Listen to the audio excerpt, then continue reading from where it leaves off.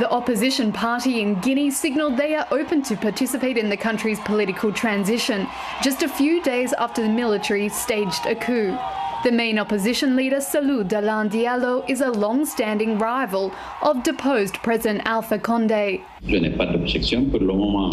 I have no objections. At the moment, I have not been invited, but I have said several times in the media that I was available, and I know that my partners are also ready to participate in a transitional government. But so far, not many details have emerged about what that would look like. The elite unit that stormed Guinea's presidency and seized 83-year-old Conde on Sunday have promised to set up a transitional government, but have not given details of what form it would take or a time frame.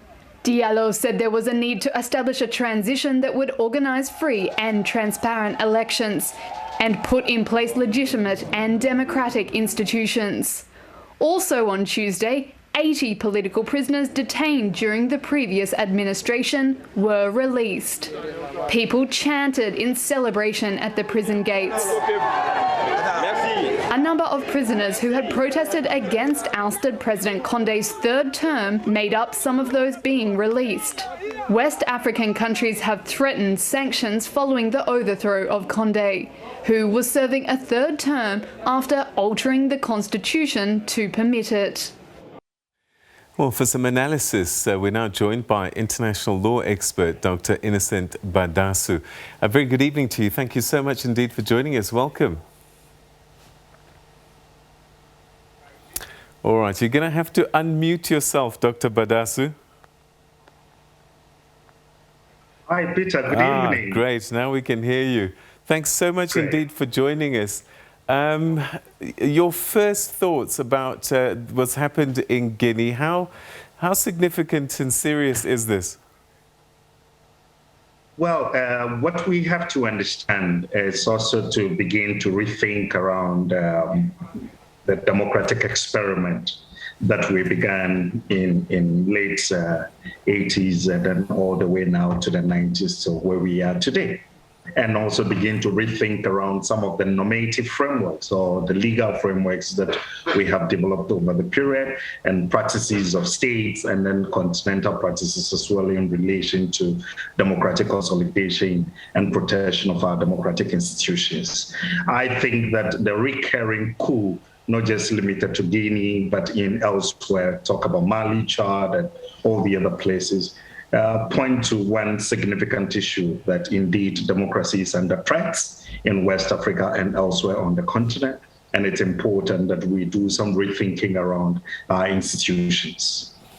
ECOWAS's action to suspend the country, is that enough of a deterrent? Because as we've said, we've seen this story play out in Mali, and then they fly there, they have discussions, and the military is still in charge in Mali.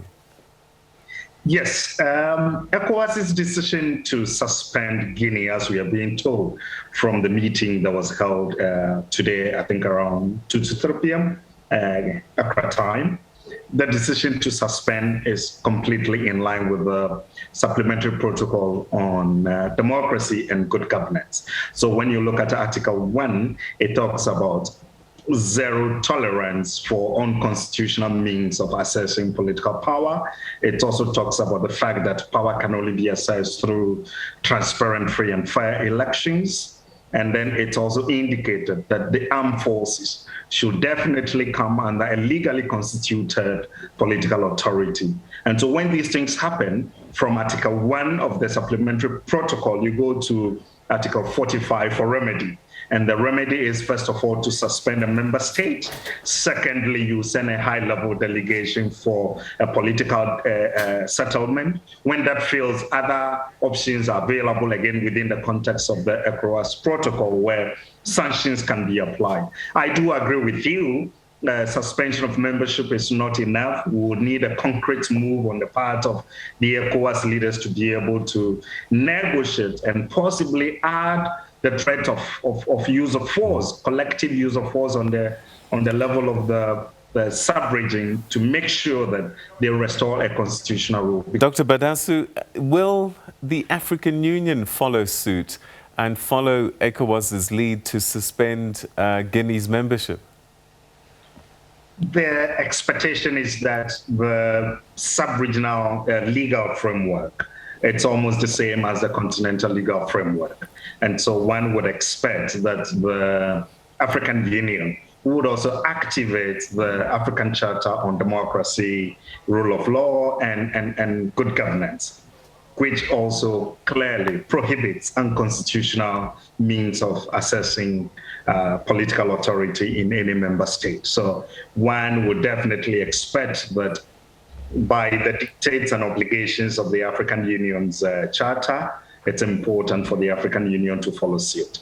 I expect the language and the text of the African Union to sort of endorse ECOWAS' collective position and then also reaffirm their commitment to the fact that there is no need for unconstitutional changes in government regardless of the situation. Does this actually even compel the coup leaders to change their behaviors? Because they look across the road and they see what's happened in Chad. We've got a military coup leader as head of state. Yes, beyond the international obligations or international law obligations, it's also practically difficult for you to remove a coup leader. Unless, of course, there is that strong commitment where ECOWAS is able to authorize the use of force, get some member states to put troops together and kind of intervene to get the regime out. But that is usually a last resort that is available for ECOWAS or the African Union. Now, in some instances, we have seen ECOWAS deploy regional security forces to be able to protect democratic values. We've seen that in Cote d'Ivoire when the electoral dispute happened, and then the former President Gbagbo was unwilling to hand over power. We saw some intervention on the part of the regional group. Again, we saw some intervention in the case of Gambia after the elections. And Yahya Jammeh was kind of trying to manipulate and refuse to accept the outcome of the election. So in this case, you would need a member state to commit to take the first step of authorizing the use of force and then also securing consensus on the part of all the other member states before you can embark on that kind of use of force. Currently, my understanding is that some heads of states have established contacts with Colonel Mamadi, speaking with him and urging him to kind of release the former President Alpha Conde.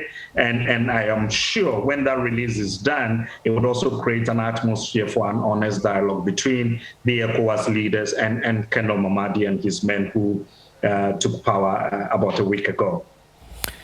When we started this conversation, you talked about our ideas of democracy, how it's practiced on the continent. And I just wonder if perhaps the situation that we're in wasn't predictable, given that the elections were disputed and also that President Conde amended the constitution to give himself a third term. And we've seen that play out time and time again to get us where we are. Absolutely. It was predictable. The writings were on the wall. Everybody knew that things were not well with Guinea, despite the massive participation in the inauguration of the president's third term by other members of the ECOWAS community. And so indeed, you are right by saying that the attempt to get a third term in a manner in which it happened in Conakry largely contributed to the kind of political stalemate and crisis that we have at the moment.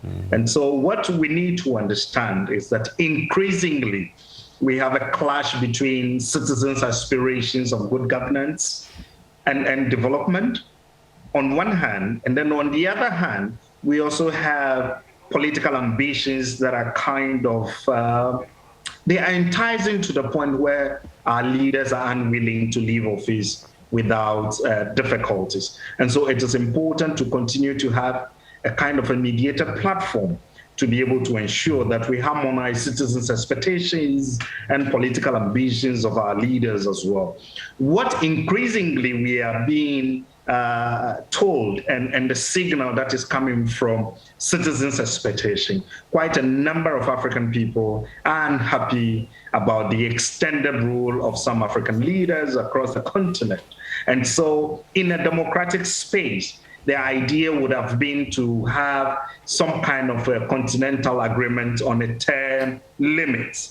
Increasingly, people are talking about a two-term democracy. In some constitutions, there are instances where you do not have a term limit at all. And so those are conversations that must begin at the national level and then also at the continental level. Where I sit, I strongly believe that we can do with a two-term, either a 4-year or a 5-year period where you get a renewal after which you must go. So within a period of a decade, we should be seeing a new leader, because by that time, people are fed up, regardless of the interventions that you make in the area of roads, in the area of development or whatsoever. People get tired of you within a decade. So that must be the period for you to exit. Increasingly, our leaders are not listening to the pulse of their people. Yeah, Dr. Badasu, the one does get a sense that perhaps they're losing touch with the sentiment on the ground, and it's peculiar to the old guard. But certainly times are changing. Thank you very much indeed, Dr. Badasu. We're going to have to leave it there. Thanks for your time. Thank you very much for having me.